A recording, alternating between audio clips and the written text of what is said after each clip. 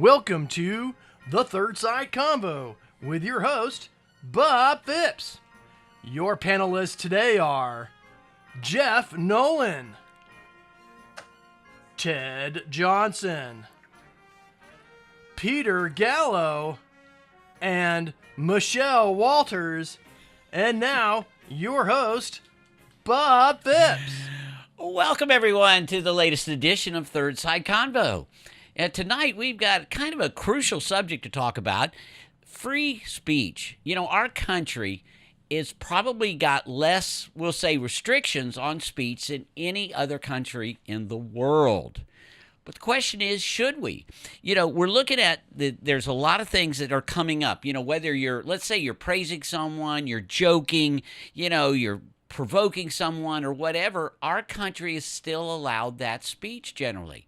Now, many other countries, in fact, we've got perspective from across the pond today. One of our panelists actually grew up outside of the U.S., so we've gonna have some worldwide perspective to see how do we do things? Should we have more protection? You know, we've got a situation where we do this, and we're going to talk about it without taking politicians into account. That's the term we call Uber discourse. So we got two wonderful people on the left, two wonderful people on the right of this issue, and we're not allowed to use any kind of politicians' names. We don't care what they said or did. They're causing most of the problem. So what I'd like to do now, and we're just going to go on and just start talking about it. So, Peter, let's go on. I want to start with you because you've got that outside. You didn't grow up in this country. I think everybody's going to see when you open your mouth. And so what are your views on free speech? Do you think the U.S. is doing it the right way? I think it certainly is because it's constitutionally guaranteed. And that is something that very few other countries will have. But the problem is not the fact that it's constitutionally guaranteed. It's all the other non-governmental pressures that we have, which limit people's willingness now to speak out in public on subjects which are deemed to be either politically incorrect, non-woke, or otherwise controversial. All right. Good opening thoughts. Ted, are we doing it the right way in this country? Well, we're like a racetrack. We have the fastest, loosest rules, but we also have a lot of crashes. And so that's the expense of freedom, I think. At the same time, we're different in that our system is based on, when it comes to defamation or wrongful free speech, is actual malice.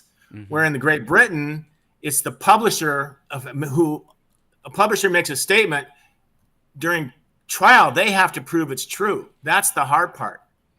I did not know that. Okay, Michelle, what's your opening thoughts on free speech? No, you know what, though? I just wanted to sit there and make a point on that. I think that, it is our God-gifted right, though, that we have the Bill of Rights in our First Amendment Constitution. And I think that our forefathers were really, honestly, just amazing being able to sit there and come up with this concept to be able to protect our freedoms. That being said, and we have all the various powers to make sure that that they stay in place. With regards, though, to other places, they don't have that necessarily in their constitution. They really don't. You have your Human Bill of Rights, but with regards to the UK, there's controlled by Parliament. And with Parliament, though, they have the opportunity to go in and change and enact new rules to contradict what they feel is acceptable and not acceptable on areas of free speech. Gotcha. Jeff, your opening thoughts. Well, I think that there's a reason that freedom of speech is the First Amendment. It is the gold standard of what makes America great, dare I say. And I think that one of the problems that we have is people in general not understanding what that is and thinking that freedom of speech means freedom from consequences or means that private entities can't decide. It only applies to the government. It doesn't apply to whether Facebook kicks out your offensive meme. That's not curtailing your freedom of speech. And it seems like a lot of people seem to think that. And maybe that's a crisis of education. That's another topic. Good point.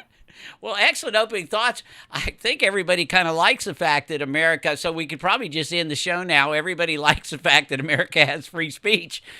Where are some areas? Why don't we open it up to some areas where possibly restrictions should be considered? Peter, are there any areas where restrictions ought to be considered that aren't now?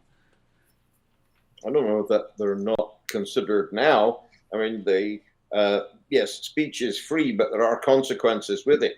The standard example being that you cannot shout fire in a crowded theater when there is no fire, and claim that it was your freedom of speech.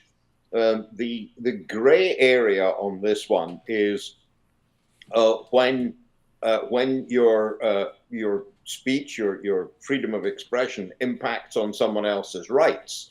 And one of the problems that we have today is this idea, which is not necessarily legal, but it's certainly socially acceptable, that you have a right not to be offended. You do not have a right not to be offended. There's nowhere in the world does that actually make sense. But that is becoming an aspect of the culture. And this is the impact on the question. Yeah, I understand the First Amendment limits the powers of the government.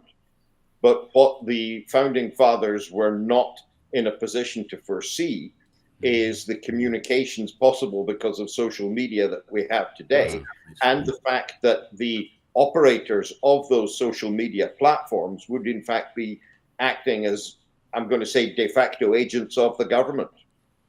What government agency has advocated for people having the right to not be offended?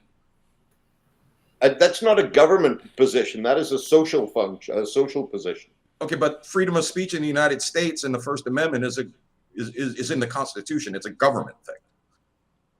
Government thing, though, but also, though, you need to take a look at, there was a recent Supreme Court change that the way we're talking about online platforms, and overall, I mean, the stipulation is any type of like social media online platform, they hold the same, you know what I mean, First Amendment rights as if you were to say it out front or out in front of somebody, or you have it written in print. But the problem is there's no recourse in today's world unless it's on a major scale. If I'm on Facebook and I get called, I don't know, a child molester, which I'm not, can I go after that person who calls me a child molester? Yes, but to what extent? Am I able to find the person? Am I able to afford the legal fees, the legal costs? On top of which I win, what do I win? Do I win anything? So when you see the major cases, it comes down to if there's a road to recourse and there's compensation promised at the end. That's the only time you see change in these cases. Well, there's a little bit, though, of, recourse to where they said here's three situations on where constitutionally restricts your speech: defamation, true threats, which it has to be there with regards to the intent, and fighting words, and also obscenity, hardcore, highly sexually explicit pornography. They're not protected by the First Amendment rights. That's right. But then you got to get into the questionable when you get into public health issues. I mean, if someone denouncing, let's say, vaccines, and there's a epidemic going on, is that a threat to society, and therefore does that become restricted? Well, it's not supposed to become restricted, though. And that's been, I think, one of the major cases that has come forward into the Supreme Court is there was a lot of information that was listed on various different social platforms, and the government was trying to sit there and take them down. And it was, I unfortunately, I don't necessarily have the case right here, but it's a fairly recent ruling to where they said that, there's not supposed to be any type of intervention anybody that with regards to government officials that are supposed to dictate what can or cannot be on social platforms. So you think that social platforms are giving out health advice or information on the basis that it is for the public health and any other subject? Because the problem is with freedom of expression comes the freedom to make a public fool of yourself and say something which is offensive, stupid, and quite frankly deserves to be laughed at. But I believe that is the cost of the freedom of expression, and the alternative to me is unthinkable. Well, that's true. But think if you're in a certain stage of maybe volatile political issues roiling the day, and someone gets up in the stands and say, let's go down to the Capitol. I mean, is that person threatening the health of those involved, like the Capitol Police? That's the issue that comes after, but the person has the right to say that. Is there consequences for that? That's being played out. It is being played out, though, and it's my understanding, though, with regards to the Supreme Court, though, they're looking at the intent, not necessarily the action, but the intent behind the action, on whether that can be punishable or not. Mm-hmm. Which has always been the case. I mean, and I'm not a lawyer, so Yeah, no, you're somebody please correct me if I'm mistaken. But aren't the majority of First Amendment cases that come up before the Supreme Court predicated on exactly that intent? Well, actually, the famous covenant in 1964, it's New York Times versus Sullivan, and the Supreme Court ruled that the people who publish something, let's say it's false, they have to actually know it's false, and they have to know it's actual malice, which means they want to hurt someone. And that's what's changing now. That's what proved in the Dominion case against Fox News, was that the executives and many of the broadcasters knew the information they were broadcasting was false, but they did it anyway because they didn't want to lose audience share and therefore dollars. Is there anybody that thinks that's a bad thing? It's not a bad thing at all. No, it's wonderful. All right, good start, everybody. We've got to take our first break with our. I want you to, obviously, we got to subscribe. Go on the YouTube channel, whether or not you've watching this live or watching it later on, and like and subscribe. And we'll be right back. Corona Cigar Company is your one-stop shop for all your cigar needs. Whether that's a brand new humidor, a box of those new cigars you've been waiting for, a top-of-the-line cutter or lighter, a place to enjoy the finest cigars and spirits with friends, or the only cigars grown right here in the Sunshine State, we've got you covered. Come visit one of our retail locations for the ultimate cigar experience. Visit us online at coronacigar.com. Oak Ridge Gun Range is a family-oriented shooting range that has been in business for over 30 years. They specialize in basic firearm training and offer numerous services such as consignments, gun trades, gunsmithing, and concealed weapon classes. I even got my training for gun safety at Oak Ridge Gun Range. Great customer service, and firearm safety is what they do best. So find out more at oakridgegunrange.com. Corona Cigar Company is your one-stop shop for all your cigar needs. All right, well, welcome back, everyone. Now, let's get into, since it seems like most of our panelists, and I thought this was going to happen, most of our panelists seem to actually like the fact that they're in the U.S., and I know for Ted and for Joe Boy for sure, they're a lot less likely to get locked up if they're in the U.S. than if they're in another country. So Absolutely. Let's talk about this. Let's talk about those hate speech laws. And hate speech is the term that they use to put in the restrictions on our free speech.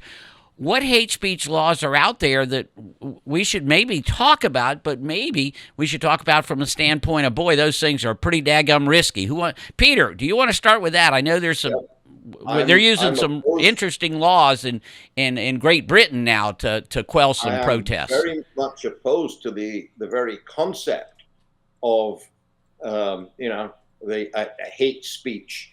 The issue becomes one of who defines what is hate speech, and that is the problem, because you end up putting those decisions in the hands of the very people who you should not be trusting to make those decisions.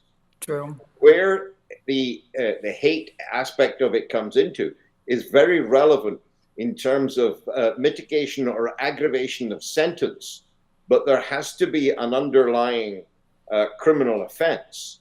Sitting here, for me to sit and espouse my views on left-handed Sagittarians, all of whom are, a blight on society and should be exterminated, I rather hope that everyone would treat me with the contempt to which that view was desired. But once you start making it an offense to have those views,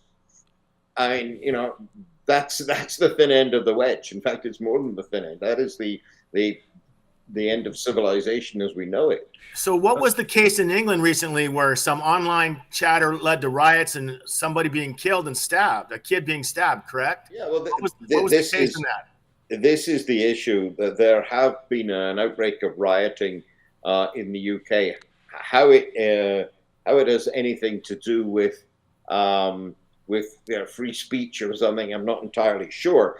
But it has been reported that it was triggered because of the murder of a small child by an illegal alien, which turned out to be incorrect.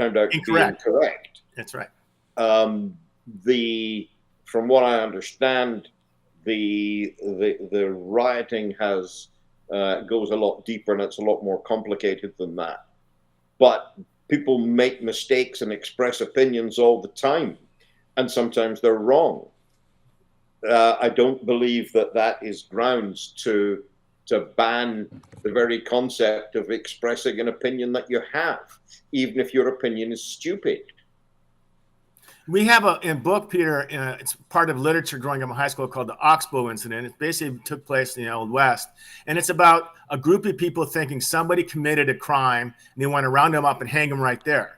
Mm-hmm. And the Oxbow Incident is about how someone stepped in and said there should be steps in place to try the person and see if there's a determination of truth to the charge.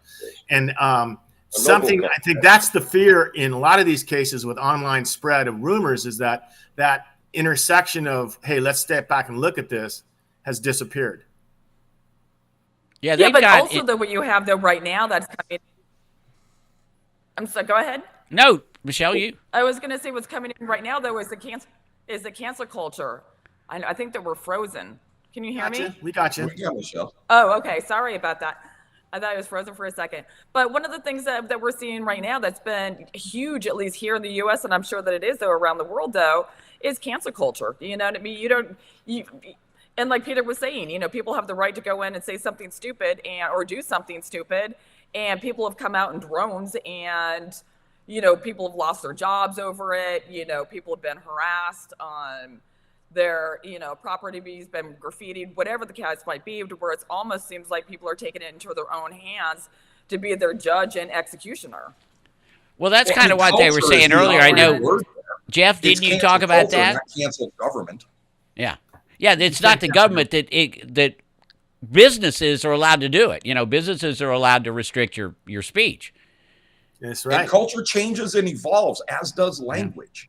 And so certain things that may cause somebody to get canceled are things that we, maybe when we were teenagers or something, would have been acceptable. And the example that I would immediately go to, as offensive as it is now, is I would look particularly at the men on this panel, myself included, and say, when you were 13 years old, what slang word did you use for a homosexual man? Oh, there you go. And do you still use that in public or ever anywhere today? I'm guessing the answer is no to that, because these things change. Language evolves.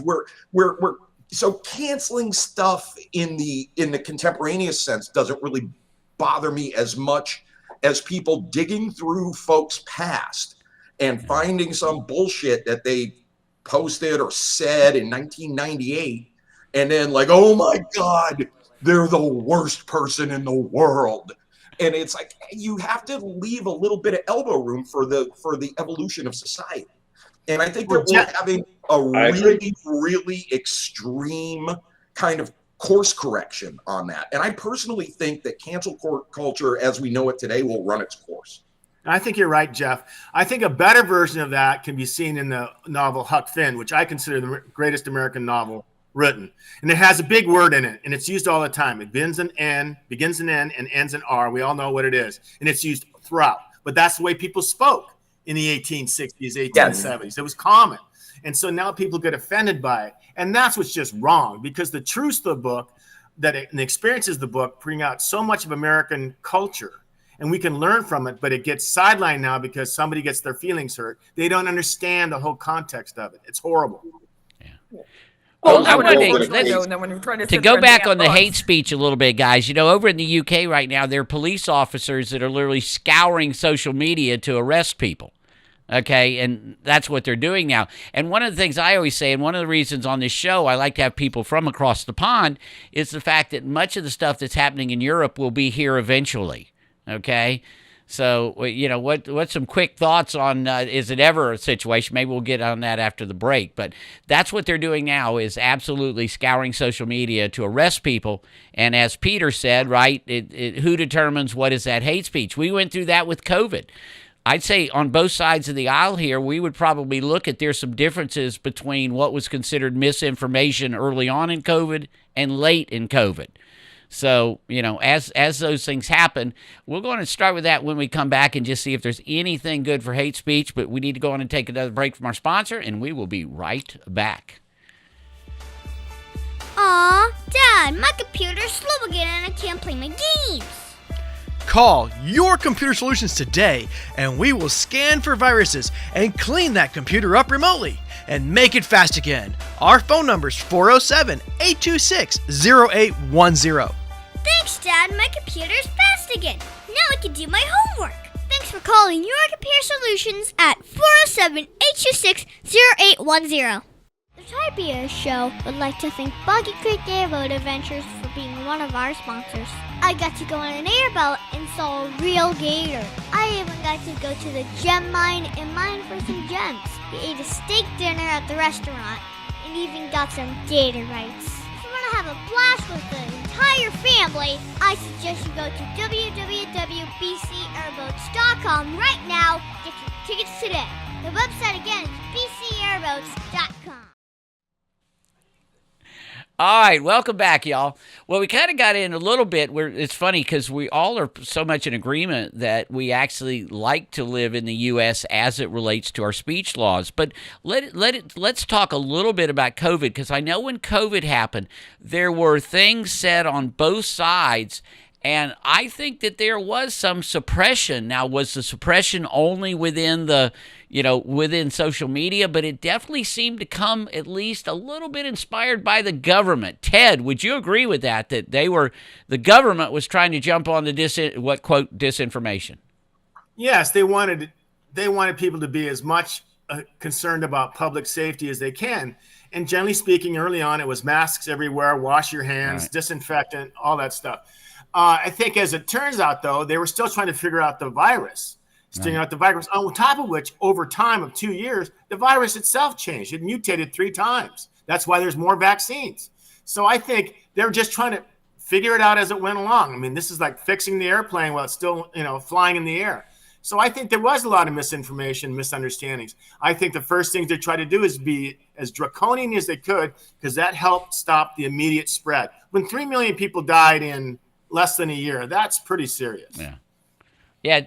Michelle or Peter, did y'all see anything that happened during COVID that seemed to you to be government suppression or not?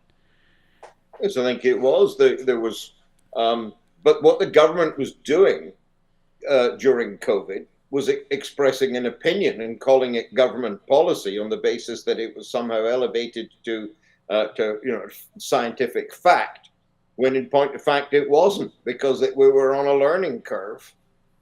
And I mean, I remember exactly the point. That was the fact, right? as they knew it, as it developed. Absolutely, they knew this. They're going to learn that. And we all forgotten the advice at the beginning, which was you don't need a mask. You just need to wash your hands and don't touch your face. That didn't work. That didn't work. No, that didn't work. We went the way of the dodo bird. Yes. And then we've got mask mandates and everything else. And what the government was doing was expressing an opinion. Okay, it was a scientific opinion, but anyone who held the contrary view, right, was deemed to be a public health hazard. And there's good things. Probably a health hazard. You'd probably be arrested. Of the government in place. I mean, I guess, Peter, I'm having a hard time following you here. Peter, yes, they expressed an opinion, and that became policy because they were the government. So, Peter, the thing is that the rules that go for people in South Dakota, where the population density is so minute, compared to 7-story apartment buildings with 1,000 residents riding in hallways and small elevators, those are completely different sets of circumstances, and the rules applied the same throughout. They had to do that. So that led to But why was it okay to have demonstrations? It was perfectly okay to go to a demonstration because of the George Floyd incident, but it was not okay to hold religious services. It was not okay to go to church on Sunday to have people sitting 6 feet apart with masks on. And you're going to tell me that that was not politically inspired? No, it's not politically inspired. Yeah, not only It's that, air but all the movement rules and and regulations. ventilation. There you go. And, you know, All right. seriously, Not only that, though, but I mean, you Yeah, guys aren't even taking don't into account the attribute to vaccinations. nefariousness what you can attribute to incompetence. oh, that That's a goes good beyond point. just incompetent. I mean, even by the standards of New York incompetence, that was in a class of its own. It was a brave new world for everybody. You know, We all screwed that up. I It's remember- us as individuals, the government as an entity, but it was uncharted territory, man. I think Peter, we're It too was hard on uncharted ourselves. at all. It was The uncharted idea is, territory, is it but safe still, to though, at the stand end of next the to day, when they somebody else, sat there, shoulder to shoulder, whether or not they're wearing a mask, or is it safer to sit 6 feet away from someone? Yeah, but Peter, you're kind of characterizing it as if there were these unfettered George Floyd protests that were encouraged by the government and some kind of big crackdown on church services, and that's just not true. Really? It's just not true. I mean, You think it's not there true? were some George Floyd protests, but there were a think that there weren't shitload of church politicians services coming during out in COVID, my friend. support A of shitload. of the demonstrations that caused millions of dollars of damage, brought major cities to a standstill, and that wasn't politically inspired? Oh my God, Nah. quit drinking the news. not only that, but one of the things I think that you guys are missing, though, is looking at the vaccinations and the restrictions that we all had to sit there and abide by with regards to vaccinations. You know what I mean? People lost jobs. People weren't able to attend sports events. People couldn't go to restaurants. People couldn't do anything. Sucked. You know what I mean? And that was all A major impact on deemed the by- economy. It totally sucked. Totally sucked. But Peter, the UK had a former PM who he kind of looked at the rules and went the other way, didn't he, Mr. Boris? Oh, he did actually have a party out in the garden. It wasn't a party. It was a working meeting. No, it was what was known in the vernacular as a piss up. Yeah, and he paid the political price for it. Rejected. But it just goes to show the hypocrisy that you're getting, and this is the issue, and it comes into free speech.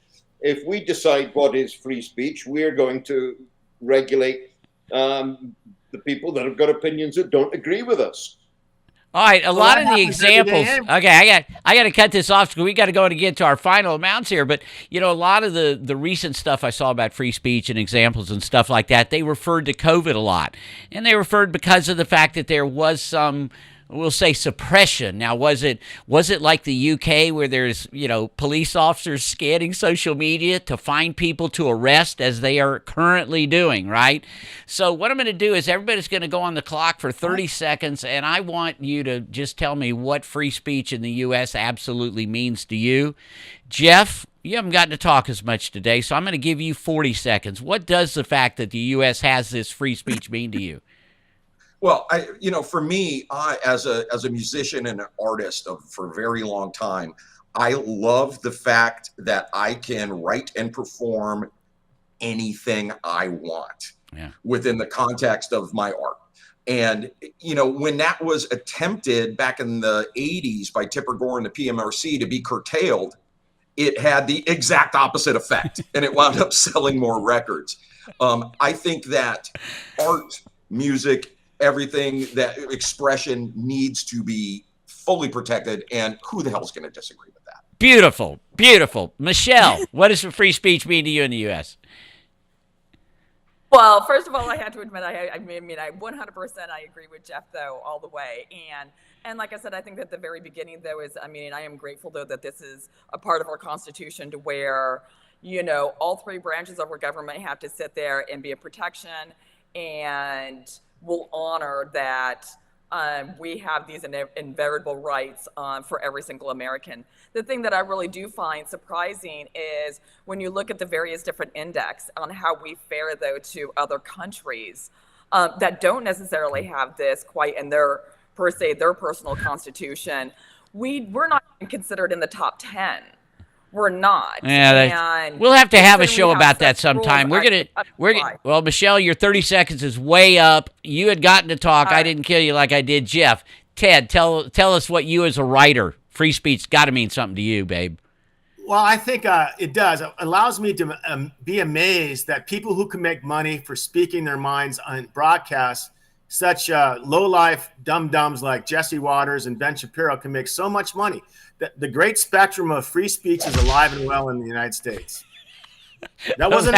I didn't that do was that. not- Okay, that was not wait a minute. political person. That wasn't a politician. Okay, That wasn't a politician. Joe Boy. Sometimes I got to following take these now. controls from Joe Boy's head. Okay, Peter, take us home, especially in the light of what they're going through in your homeland. What does free speech I mean? think the highest spot of freedom of expression, freedom of speech in this country was the case in Skokie, Illinois, where the American Nazi Party wanted to hold a march down a town with a heavy Jewish population where there was a lot of Holocaust survivors living there, where a lawyer by the name of David Goldberger, who was himself Jewish, represented the Nazi Party because their right of expression was more important than the absolute abhorrent nature of his own clients.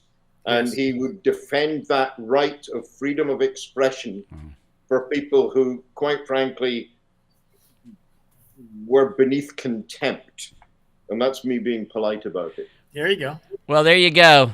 Hey, that gives me chills just to think about how incredible the framers of that Constitution were to come up with this. It works. Thank you all for a great show, and we will see you next week on the Third Side Convo.